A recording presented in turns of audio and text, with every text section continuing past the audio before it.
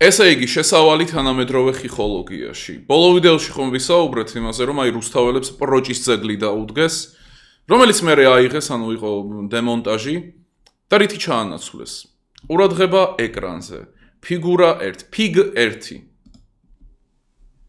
ანალური რგოლებით. როგორ მოგწონთ ხიხოკრატია? ნუ ეს გლობალური ომის პარტია ძალიან კრინჯობა არის. და მე ამ ხიხო პრობლემაზე და ზოგადად ხიხოკრატიაზე წლებია უკვე ვსაუბრობ და მოდი ასეთი რამ მოვიფიქროთ. გლობალური ხიხოთა პარტია, იმიტომ რომ ეს რეალური არის, ამას ვხედავთ. ზოგადად დემოკრატია არის ხიხოკრატია, ხო? და რა უყვირთ რა ხალხს, რომ ის სპორტსმენი როგორ შეიძლება რომ პარლამენტარი იყოს. ჯერ ერთი გიხაროდეს, ესე იგი სერიოზული არაფერი ხდება მაგ პარლამენტში. და შეგიძლია რომ იცხოვრო, შეგიძლია რომ დამოუკიდებლად რამეს მიაღწიო. თუ კი იგზიან ვინ სპორტსმენები, ესე იგი რა გამოდის? რომ ნუ აი არ მიდის იქ არაფერ სერიოზულზე საუბარი. ეგ უკვე კარგი ამბავია, მაგრამ რა ჯანდაბა გიყვირთ, ანუ დემოკრატიის მთელი ხიბლი, მთელი აზრი, მთელი არსი ის კი არ არის რომ აი იშრომე და მიაღწეო. არა. რამდენი ხიხო მოგცემს ხმას? მხოლოდ ეს არის მნიშვნელოვანი. არც განათლება, არც რამე პიროვნული თვისებები, არც რამე მერიტოკრატიის ელემენტები მიღწევა რამე რომე, არა. რამდენი ხიხო მოგცემს ხმას?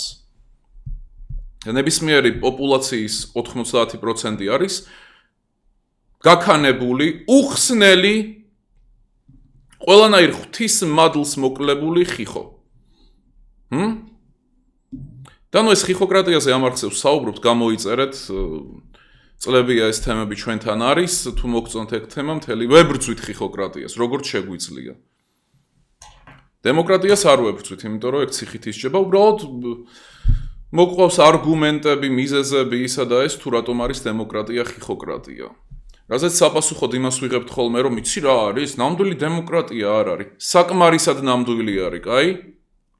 და კარგი ამბავი არის ეგ, რომ დემოკრატია არ არის, ნამდვილი დემოკრატია. ეგ არის გადასარევი ამბავი, მაგრამ უკვე საკმარისი არის. მერე კიდე, ნუ აი ეს მილიონებს რო რეცხავენ რაღაცა იმ არასპორტში. რა ქვია მაგას ის? ყალბალახზე რო ბურთს აგორავებენ, უх ეხლა რამდენი ხიხო დათრიგერდება ღმერთო ჩემო. მაგრამ ნუ ღელავ თქვენი კომენტარები იშლება, არავის არ აინტერესებთ. აი ბურთს რო აგორო, მაგაში რო იდება მილიონები. რატომ კი მაგრამ? რატომ? ანუ ხელოვნება არ შეიძლება რომ დაფინანსდეს? და არა რაღაცა აი უსაქმურები ბურთს როგორ აგორავებენ, აი ეგ სანახაობა. რომელიც ვისთვის არის ღმერთო. რორამე გირჩევთ ერთი კარგი ზოოლოგი კაცის დესმონდ მორისის წიგნს The Soccer Tribe. წაიკითხეთ ფეხბურთთან დაკავშირებით არის და პრინციპში ყველაფერს გაიგებთ. კაი, რაგბი კიდე მესმის, რაგბი სპორტი მაინც არის, ხო? მაგრამ სად არის ხელოვნება? არ ვიცი, რატო არიდება იგივე ბალეტში, ოპერაში, იმაში, ამაში, კონსერვატორიაში, მთელ ამბებში? რატომ? რა საჭიროა აი მესმის ეგ, კი ეგ ძველი არგუმენტი, რომელსაც ყველა ისე ცდილობენ რომ ღიად არ თქვან, მაგრამ ნუ არგუმენტი ის არის, რომ აი ხალხს სანახაობა უნდა ხო ხდები, აი ხალხს რაღაცნაირად უნდა მოუოხო გული, ნუ ხო ხდები, ნუ ეხა ბრბოს ჭირდება ესა და ეს. TikTok-ი გამოვიდა უკვე. უფასო არის, ყველას აქვს, ხო სკროლავენ, რაღაც უნდათ ეგ ფეხბურთი. რატომ მიდის მანდ მილიარდები ხალხნო? მილიარდები ეს მთლიანობაში ერთ თვეში ან ერთ იმაზე. მაგრამ ნუ ამდენი ფული რატომ მიდის? TikTok-ი ხომ უკვე არის, აი ეგ ბრბო ხო აი ესე სკროლავს არა? იქ ხო შეუძლიათ რომ ერთმანეთს აგინონ ამით, ნუ დაიცლებიან, ან არ ვიცი, რაღაც გააკეთონ, ხო? აი რასაც აკეთებს რა ხალხი. რა საჭირო არის ფეხბურთი? რა საჭიროა მით უმეტეს როცა ამდენი ჯდება? არ სჯობს ხელოვნებას რომ მივხედოთ? არ სჯობს ოპერას რომ მივხედოთ? აი შეხვალ ოპერაში, გარტყმაში არ ხარ, არ იცი. აქტი რა არის, ის რა არის, ლიბრეტო რა, არაფერი არ იცი საერთოდ. შეხვედი ოპერაში თუნდაც. შეხვედი, გამოდიხარ და უკვე მორჩა. ამაღლებული შეგრძნება გაქვს, სხვანაირად სუნთქავს, სხვანაირად აღიქვამ გარემოს. ყველაფერი ასე თუ ისე არის უფრო ლამაზი. სულ რომ არ იცოდე რას უყურებ. სულ რომ გარტყმაში არ იყო ელემენტარული ისიც რო არ იცოდე, არც ოპერის, არც ბალეტის, ხო? რა ხდება, როცა აი ფეხბურთს უყურებ, ხო? აი მიხვედი, ხო? იდეაში ხო უნდა დაიცალოს ხალხი. შეურაცხყოფას არ ვაყენებ ფეხბურთის ფანებს, არამედ თავად ფეხბურთს. ფეხბურთის ფანები გადასარავი ხალხია, ინტელექტუალი, ჭკვიანი, PhD ხალხი, არანაირად არ არიან უსაქმურები. გამოდიხარ და რა ხდება? გინდება რომ იქვე რამეს მიაბსა. გინდება რომ დალიო, გინდება რომ შემდეგ ეს დალეული რაღაცა იაფასიანი ბოთლი რაღაცა ლუდის სადმე იმას ქნა, რამეს ესროლო. გინდება რომ კოიტუსით დაკავდე ქალაქის ქუჩებში. გინდება რომ იჩხუბო. გინდება რომ იღრიალო ბოლო ხმაზე. არ მოქმედებს მაგისთვისაც, ნუ, აი არ მოქმედებს. ხოლო TikTok-ი მოქმედებს. აი იმ TikTok-ზე არ ვიცი, ნუ დაიქირავეთ პროგრამისტები, რომ იქ ჩაამატონ რაღაც თამაშები. მაგრამ მგონი უკვე არის ხო რაღაცა.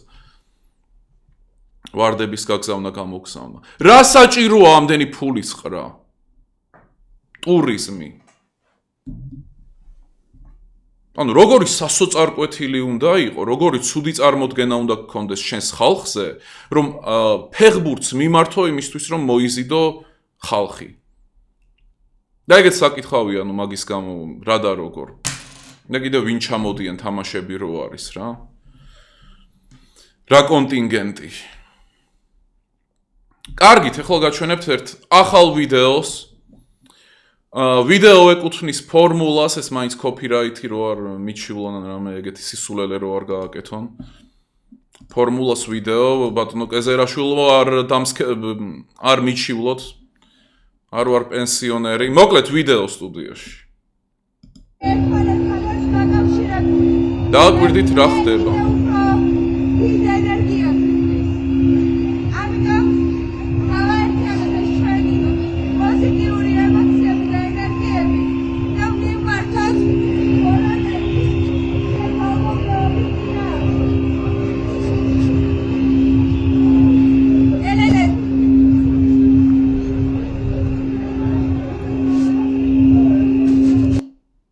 ნუ შიზოიდები, ხო? მანიფესტირებენ შუა ქუჩაში. თერაპია ტარდება, უფასო თერაპია, ხალხი ისეთი დასტრესილია. ზემოთ ხიხო, ქვემოთ ხიხო, მარჯვნივ ხიხო, მარცხნივ ხიხო. ყველგან ხიხო. რამე ეშველება ამას? მოდით ამაზე პასუხს არ გაგცემთ. და უწუხვარ თუ ვინმე გაღიზიან და მესმის არაერთხელ მაქვს თავადაც ნათქვამი, რომ როცა რამე იდიოტობაზე, როცა რამე მონუმენტურ იდიოტობაზე საუბრობ, უნდა ისაუბრო ფრთხილად, რადგან შენ მაგ დროს რისკავ მოსახლეობის 99%-ის გაღიზიანებას და შეურაცხყოფას. მხოლოდ იმ ფაქტიდან გამომდინარე, რომ რამე იდიოტურზე საუბრობ, ამიტომ ფრთხილად უნდა ისაუბრო, მესმის. ხალხი დასტრესილი არის. ჯერ პროჯის ძეგლი, მერე ანალური რგოლების ძეგლი, ახლა მანიფესტაცია და ის ბინარული ხმები თუ რა ჯანდაბა ქვია რუსთაველზე. shit show, ნუ. მაგრამ არავინ არ თქვას, რომ სახალისო shit show არ არის. ხო და ამ ყველაფრის გათვალისწინებით იმედია მშვენივრად ჩემი მაყურებელი ხდება. თუ რატომ არ ვიკერები ამ რაღაცა იმებზე, ოპოზიცია პოზიციის დაპირისპირებაზე. დრო ერთი ხიხოები არიან, ზემოთაც ქვემოთაც. ერთი ხიხოები, რომლებიც რეალურ პრობლემებზე არ ფიქრობენ, რომლებიც არასდროს არ იფიქრებენ რეალურ პრობლემებზე და რომლებიც ნუ ერთი ფინალისკენ წაიყვანენ საქართველოს. გარანტირებულად. მაგრამ ხო გვაქვს რაღაცა ილუზიები, ისეთი რაღაცა ადამიანის უფლებები, ის ნაკლებად დაიჩაგრება, ის მეტად, იქ ევროკავშირი, იქ რუსე, ხო არის რაღაც გადასატანი, ყურადღების გადასატანი ზედაპირული პაჭი-პუჭა თემები, ხო არის? ხო და იყოს. ესეთი საკითხები, როგორიც არის ინტელექტის კვლევები, რასაც უმაღლესი სტატისტიკური ძალა აქვს და რეპლიკაციის უნარი. ერთგვარი წახალისება კარგი გენის ქვეყანაში, იმის ფონზე, რაც ბოლო საუკუნეები ხოცავდნენ მთელი ევროპის მასშტაბით წესიერ ადამიანებს და ჭკვიან ადამიანებს. არაფერი მსგავსი. არაფერი მსგავსი. გამოიწერეთ არხი და გელოდებით ასევე დახურულ არხზე niko svanidze.com შეინარჩუნეთ განწყობა. Shit show, ისე მიმდინარეობს, რომ ვიხალისებთ კიდე დიდხანს. დროებით.